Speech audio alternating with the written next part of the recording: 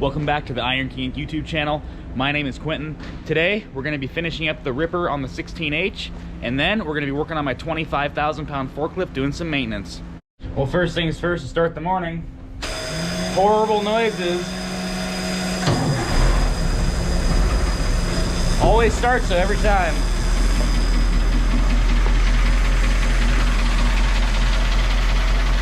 Well, let's get to work. Let's get that ripper off that thing.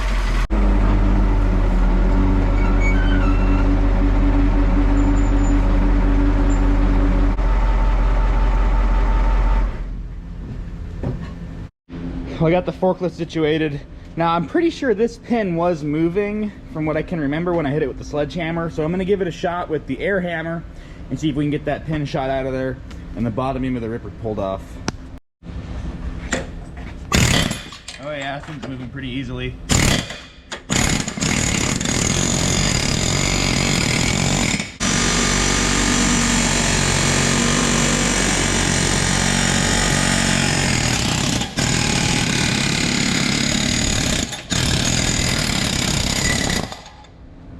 That should do it.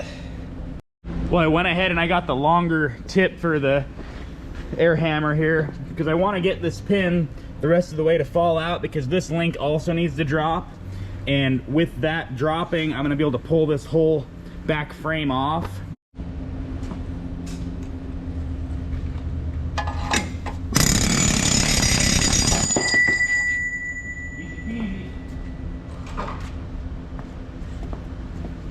Well, so far so good. What I'm going to do now is I'm going to take the forklift and I'm going to start going up and down with it and hopefully wiggle it loose from there and separate this beam from the back mount of the ripper assembly.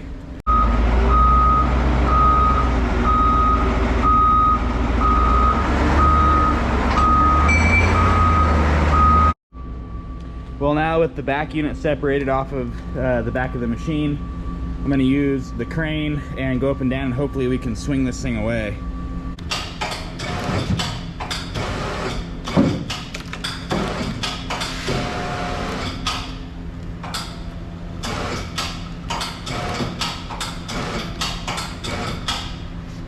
Might have to get a pry bar in here and start separating it that way. Well, I think there's a few things holding this thing on here. I'm going to get this hydraulic grease line off, and then I'm going to get these two hydraulic lines off, and hopefully we can get this thing loose.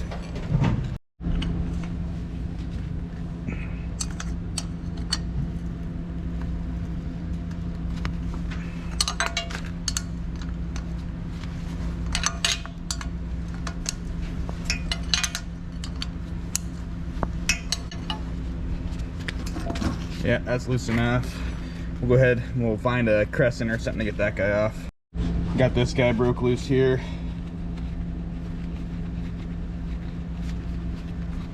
All right, separated from there. Don't think that's gonna hang us up. Wow, really get this thing jammed in there. Grr. Dang it. Well, I guess we'll see if that hangs us up. We'll start messing with the crane a little bit and we'll see if we can get that piece off of there. All right, yeah, so that idea worked. We were able to use the crane and separate this piece from there. Unfortunately, I got the grill a little bit, but it's junk anyway, so she was destined for the scrapper, and I didn't want to take all this stuff off, so it's free though. Gonna end up cutting this with a torch really quick, and it should separate this guy all the way off.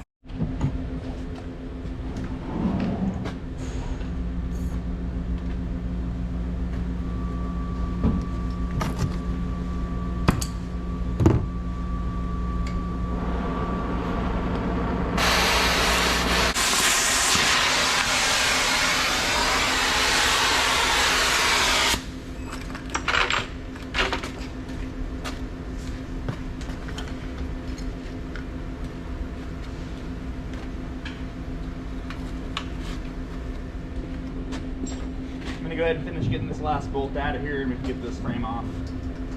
Finally get the frame.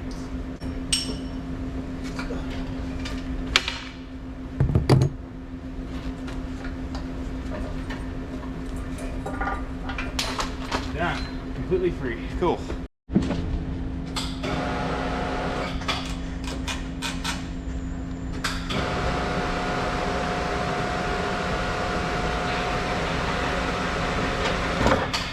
Nice. Now what we'll do is once we get done with the maintenance on the forklift, we'll go ahead and we'll pick this out of here. So here we have my 1989 V250 Caterpillar forklift. And basically what that means is V is like the lift truck designation for Caterpillar, and then the 250 it means it's a 25,000 pound lift capacity. I've used it a long time, had it around the shop, but we need to do some maintenance to it. And it's got fork positioners on it, so basically the forks can spread in and out. The mast slides back and forth. All of the tires we filled with foam, that way if you're running over nails or metal or whatever, we never have a flat tire. It was super expensive, they're super heavy, and it doesn't do very good in mud, but it definitely helps out with changing tires. Now it shows 187 hours on it on the meter, but I know that's wrong because I've personally seen it roll over 2 or 3 times. So I would say this forklift's probably got 30 to 40,000 hours on it easily. Here's all of our valves. So this one makes it go up and down, tilt front and back, side shift, and then here's our fork positioner right here. This one is just a 5th valve for something. I'm not sure what it does. Or what application you can use it for, but it's been capped off and is not in use. Go ahead and open up the hood now.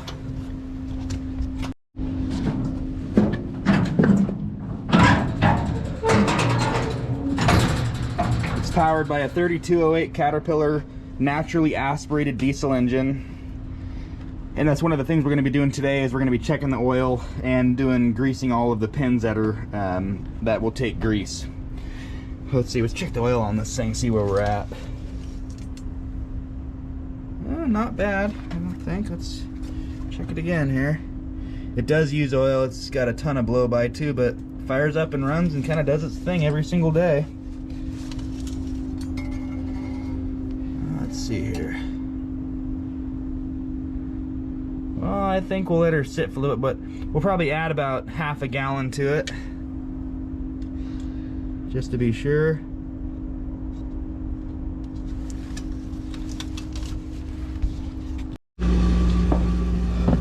Here's our oil fill right here on this valve cover.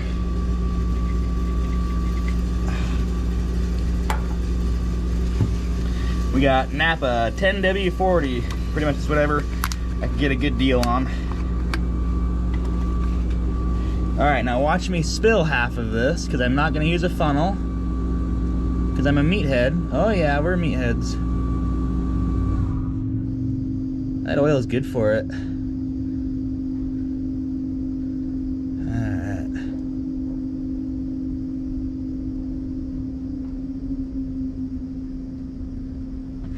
Alright. Go ahead and clean up my dang mess that I made, but I think that's probably gonna do it for us. All right, now we've got access to our filter. Ooh, what mysteries await us in here?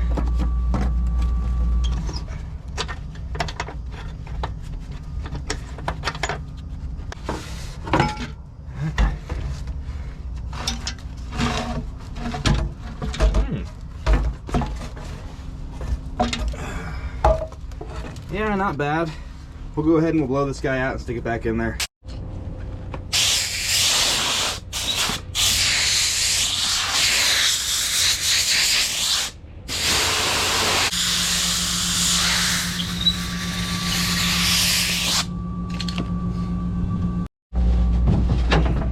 Go ahead and get this guy placed back in. Now the inners usually never get too crazy dirty, so we're just gonna leave it.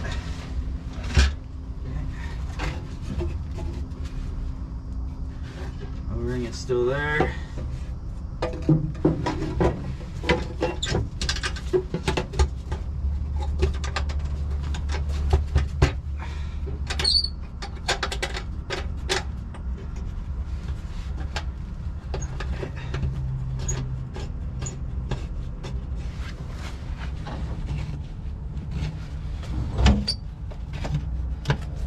this guy all checked off. Okay. Not too crazy tight, but that'll be good. Last part is our cover. I'm gonna slide on just like that.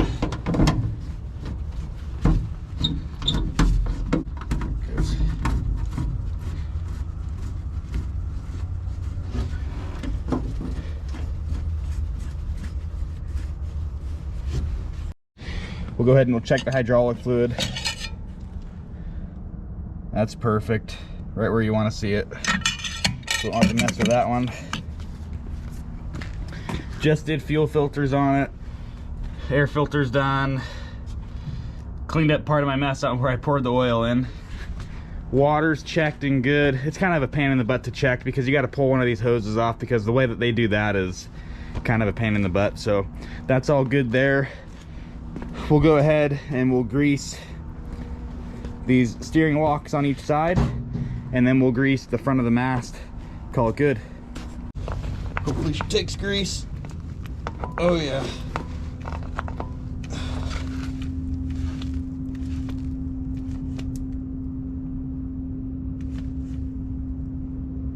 Okay, should be good on that one.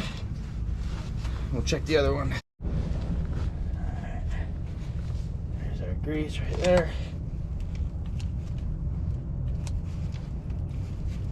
Alright, perfect. Now I always like to put a little bit of a bead of grease on where these slide. It just helps the fork positioners move where it needs to go better. It's a pain in the butt with one hand. Doesn't need very much. Just about that. Yeah, it's pretty dry right here too. Right there.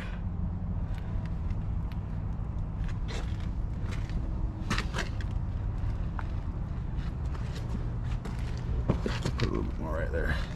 Perfect. That'll be good there. We'll go ahead, we'll cycle the forks back and forth, get the hood closed, and we're done.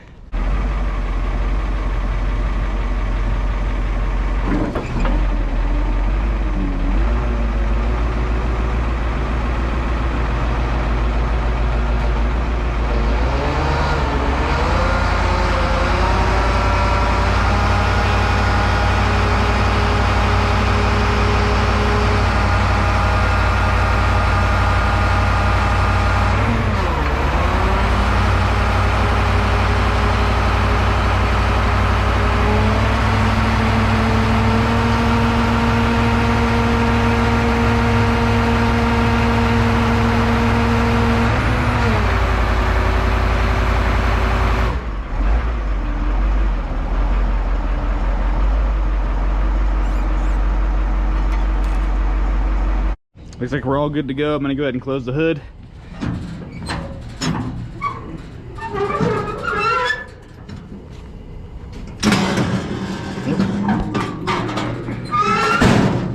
Perfect, done deal. Well, that over there is turning into a daily occurrence.